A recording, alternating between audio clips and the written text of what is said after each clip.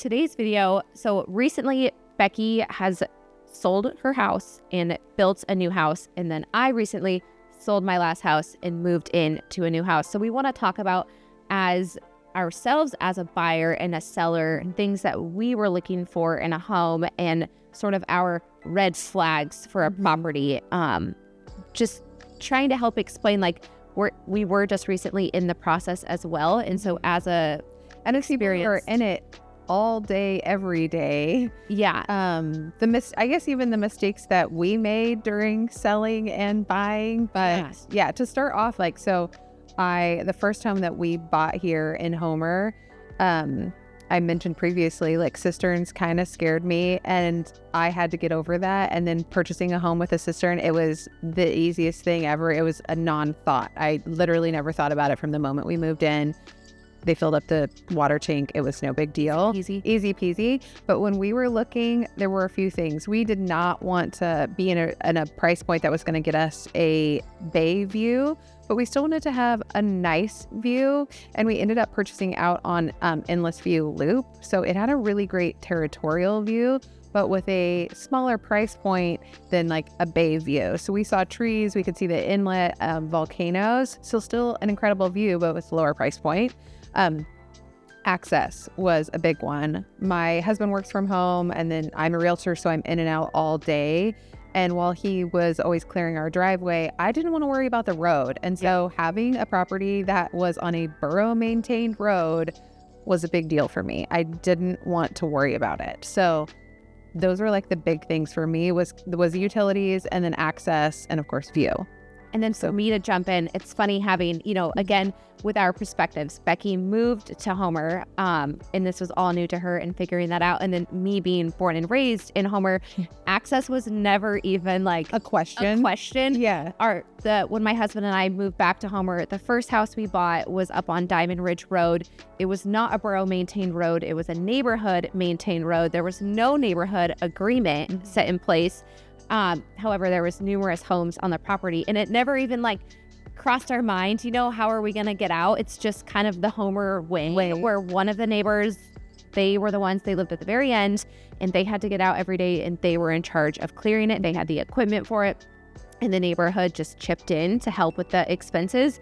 But it just never... It was just the norm. It was just the norm. It never crossed my mind to have something set in stone, and it never made us nervous. And then we recently moved into our new home. We live at the very top of a hill, and it's not borough maintained. It's another neighborhood maintained road. However, the developers in the subdivision that we live in saved the very last lots for themselves and put an HOA in place for the first 3/4 of the subdivision, and then did not have an HOA on these last lots. And now we live in the last lot. So there's an HOA who's in charge of keeping up with the road until 2 properties before my house. And then it's up to the neighbors to maintain that. And again, it's so simple. Mm-hmm. It gets done.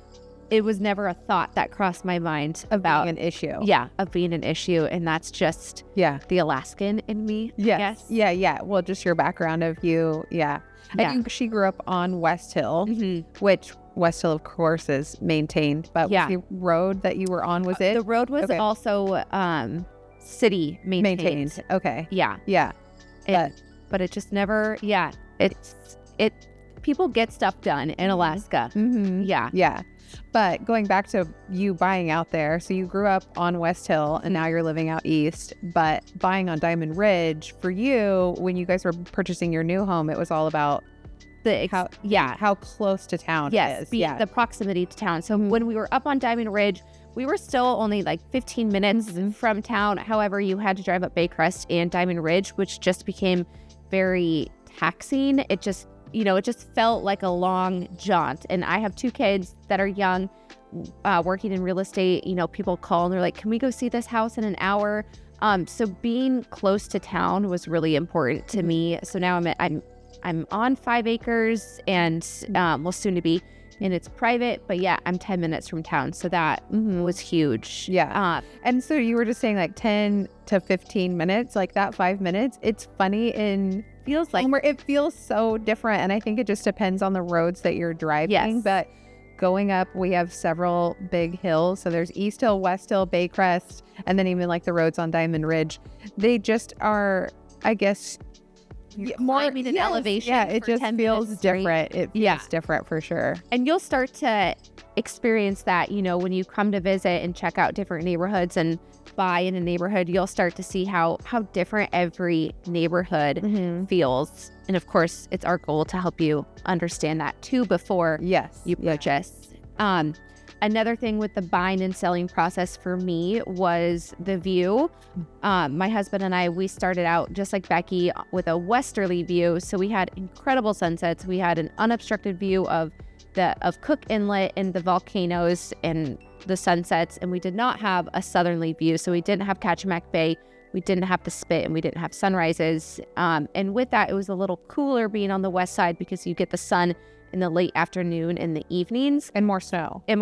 Yes. So moving closer into town, southern exposure was important to us. In order to have more daylight throughout the day, we wanted the Spit view and the Kachemak Bay view. And then starting a garden. Yes. So they also, Yeah. And I really want to get into gardening. And so having more daylight and sun to have a garden was important in the next step home that we purchased. Yeah, same. So, which it has been fun. So my husband grew up on East End, and this is the view that he has always had, and just this life out here. So proximity to town, but that's not where we bought. We bought on the complete other side of town. And so that was even new for him. Just a completely different perspective. It feels so different. It feels on that side of town.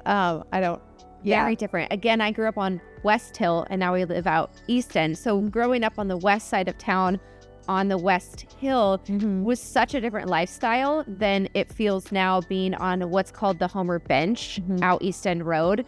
Just, it feels like a totally different dynamic. Yeah. It's fun. Yes. And we were on Endless View Loop, which is a beautiful neighborhood. It is a loop. It was actually a great walking path, but I wouldn't typically take our dogs for a walk by myself because is just more, it seems like there's more wildlife. It feels more rural than where we are now. And I'm not from Alaska, so that just always made me a little bit nervous to have our dogs where there's moose. Not that there's not moose out East End, but there's more people. It feels more, it's, I guess, in between being out of town and rural and then being in the middle of town. Yeah. East End is sort of this like mixed bag out here. Yeah. So agreed. What else? Going and just talking about as being realtors and selling, I would say I made a few mistakes when listing my own home. Of course, I was that seller that was like shooting for the moon and then got 0 showings in the first 2 weeks and then had a major price drop. So I had didn't take her own advice. I did not take my own advice. But strategic pricing. Yes. But we both staged our homes. Yeah, that was huge. And that's also not common in Homer.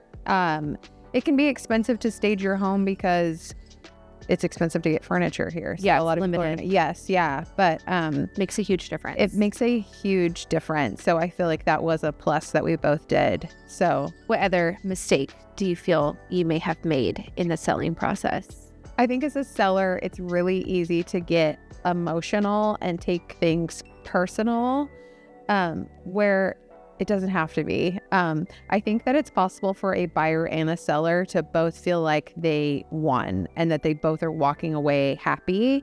Yeah. We definitely negotiated with our buyer, fixing things, negotiating on price. And as far as timeline, they really negotiated with us. There was a strict timeline. We were building a home. There was a lot going on our end. And so I think it's possible for a buyer and seller to both walk away happy with what they need. And everybody doesn't have to get every single thing that they want. So, but that's hard. It's hard to remember. Again, we help buyers and sellers every single day. And then when you're in that position, it's really hard to control your emotions and not take everything so personally. So that was my mistake. What about you?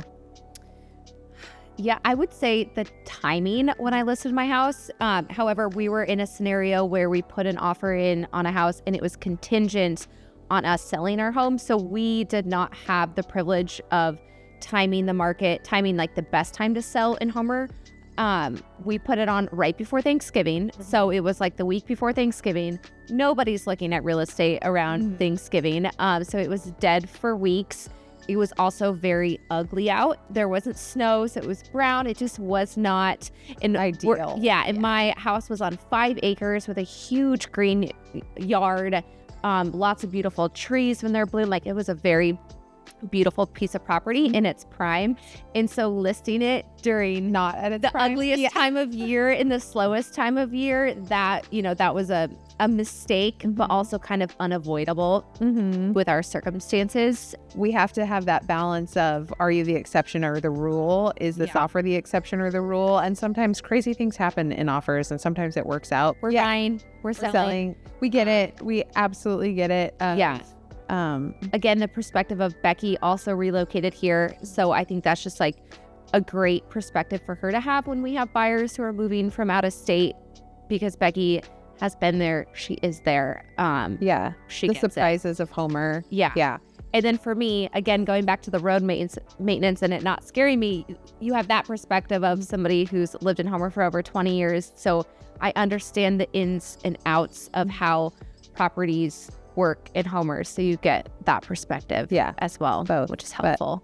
But let us know what your, fears are in the buying and selling process, and we can help answer them and alleviate that stress. And don't forget, there is a link in our bio and down below to get our relocation guide to Homer. It's a super helpful, quick guide. And then what other deeper questions you have on it, just let us know.